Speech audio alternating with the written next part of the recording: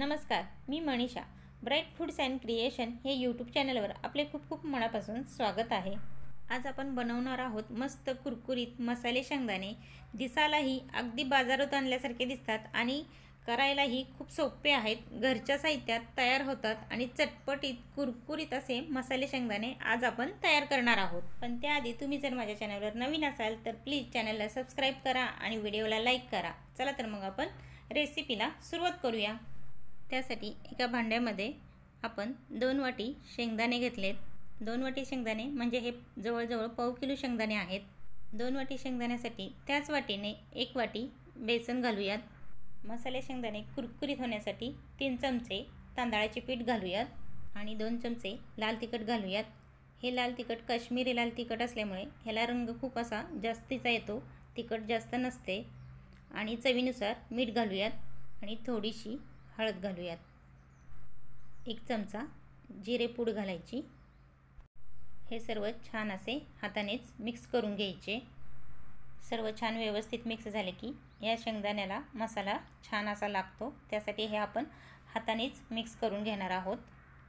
छान असे मिक्स झाले की यामध्ये थोडेसे पाणी घेऊन असे ओलसर करून घ्यायचे.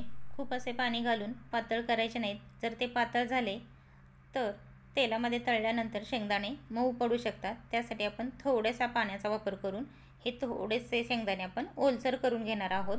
फक्त 2 ते 3 चमचे पाण्याचा इथे वापर करतोय. तेही पीठ थोडेसे ओले झाले की या शेंगदाण्याला चिकटून राहते, त्यासाठी आपण थोड्यासा पाण्याचा वापर करून शेंगदाणे कोट करून घेतलेत. आता आपण मसाले शेंगदाणे तळून घेऊयात. त्यासाठी मी इथे तेल गरम करायला ठेवले होते. तेल आपल्याला जास्त असे गरम करायचे नाही, तेल मीडियमच गरम करून घ्यायचे. आता यामध्ये आपण एक एक करून शेंगदाणे सोडूयात.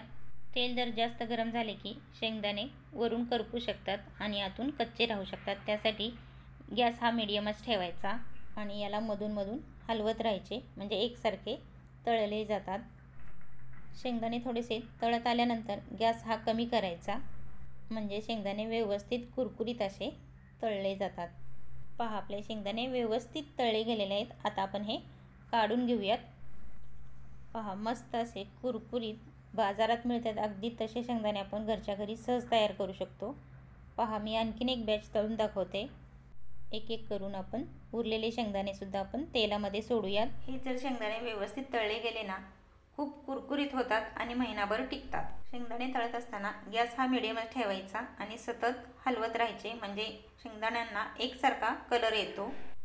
पहा, आपले शेंगदाणे तळून झालेले आहेत. आता आपण हे काढून घेऊयात आणि अशाच पद्धतीने उरलेले शेंगदाणे सुद्धा आपण तळून घेऊयात. पहा, घरच्या घरी मस्त आणि कुरकुरीत चटपटीत असे शेंगदाणे आपले तयार आहेत. पण आणखी चटपटीत होण्यासाठी याला थोडे आपण वरून मसाले लावून घेणार आहोत. हे असे सुद्धा खायला खूप छान लागतात. पण यावर थोडेसे आणखी मीठ घालूयात, थोडेसे लाल तिखट घालूयात आणि आणखी जास्त चटपटीत होण्यासाठी थोडासा चाट मसाला घालूयात. हे सर्व छान असे मिक्स करूयात. मस्त कुरकुरीत हल्दीराम स्टाईल मसाले शेंगदाणे आपले तयार आहेत. तुम्ही नक्की ट्राय करा. खूप सोपी रेसिपी आहे आणि सहज घरच्या साहित्यात आपण हे तयार करू शकतो. तुम्ही नक्की ट्राय करा आणि नक्की मला कमेंट करून सांगायला विसरू नका आजची रेसिपी कशी वाटली. आणि महिनाभर कुरकुरीत राहतात. व्हिडिओ आवडला असेल तर व्हिडिओला लाईक करा आणि चॅनलला सबस्क्राईब करा. तर पुन्हा भेटूयात असाच नवनवीन चमचमीत झणझणीत रेसिपीसोबत. तोपर्यंत बाय बाय.